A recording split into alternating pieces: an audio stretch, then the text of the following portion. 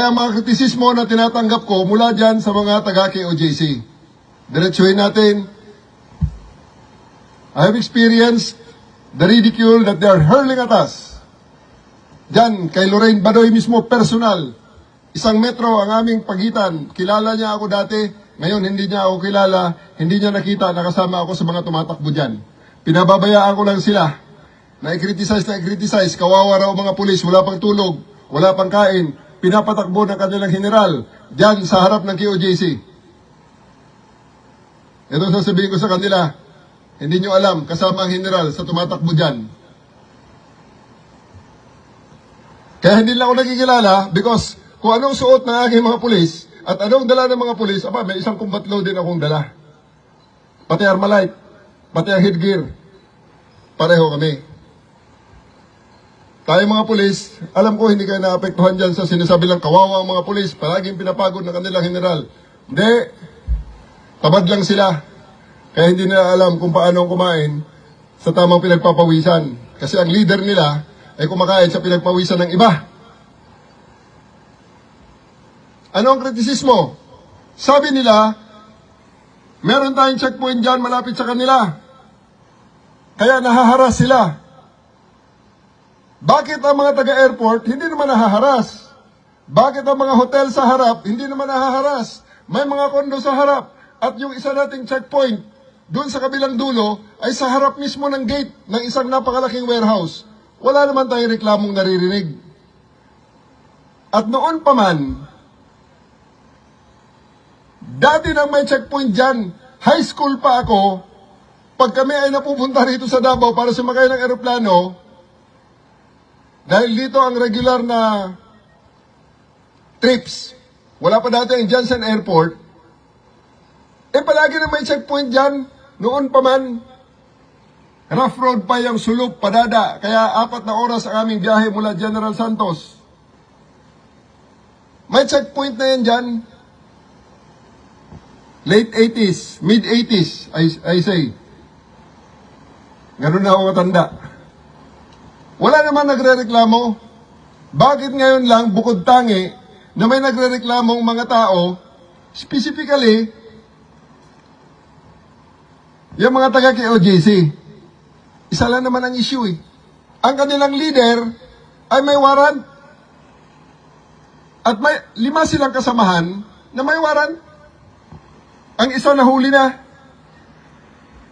Daldal ng daldal ang kanilang abogado na imbalido ang warrant, meron silang mga kung ano-anong proseso, meron pa silang mga kaano-anong mga remedies. But the social media is not the place to be. The place to be is the court. And it will only start rolling if their leader and those other accused submit themselves to the jurisdiction of the court.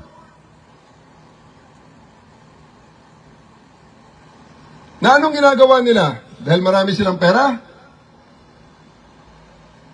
I-ridicule nila tayo na tayo mga utusan? Tayo ay mga sinususian ng kung sino-sino? Hindi ba nila nakita ang mga sarili nila? Sila mismo, yung mga panelist nila, si Badoy, si Eric Celis, si Torion, yung kanilang CEO, at ang iba pa nilang mga panelists dyan sa kanilang mga regular na programa, hindi pa sila nahihiya. Sinususian sila ng isang taong may warrant na ang kaso ay child abuse.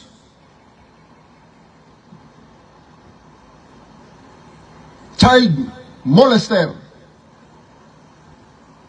Kaya tayo mga pulis, pag niridicule tayo ng mga tao na yan, isa lang sagot natin, hoy, bago nyo kami pulaan na kami ay sinususian ng kung sino-sino ng mga politiko, professional kaming pulis.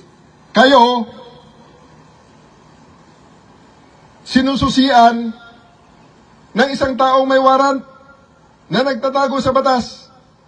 Ang sabi ng inyong abogado, may mga warrant, may mga remedy pa kayo at imbalido ang warrant. Etong simpleng tanong, 6 ang akusado Ang isa nahuli na si Pauline Canada. Oy, bakit kung hindi valid ang warrant, hanggang ngayon nakakulong si Pauline Canada, walang nagawa ka nilang pera, hindi nila mailabas sa kulungan, doon sa kung saan ay inilagak siya ng korte.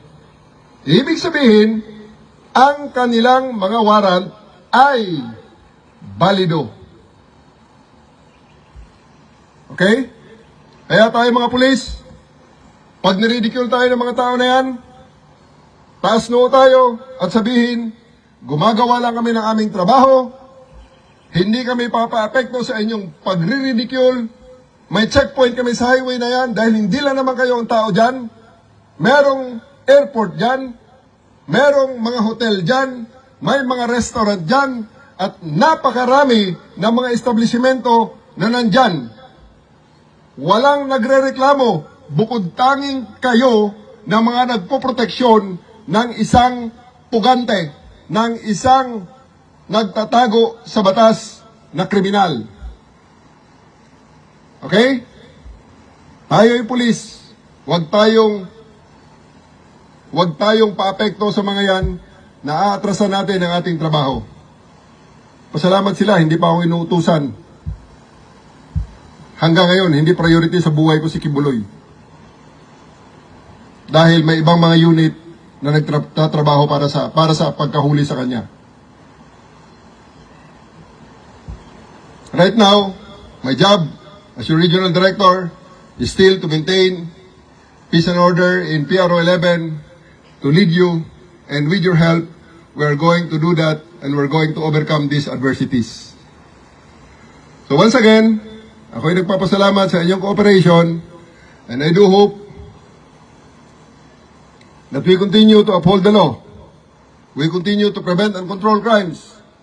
And most of all, we have to enforce the law without fear or favor. And with that, ulitin ko, maraming salamat sa inyong cooperation. Magandang umaga sa ating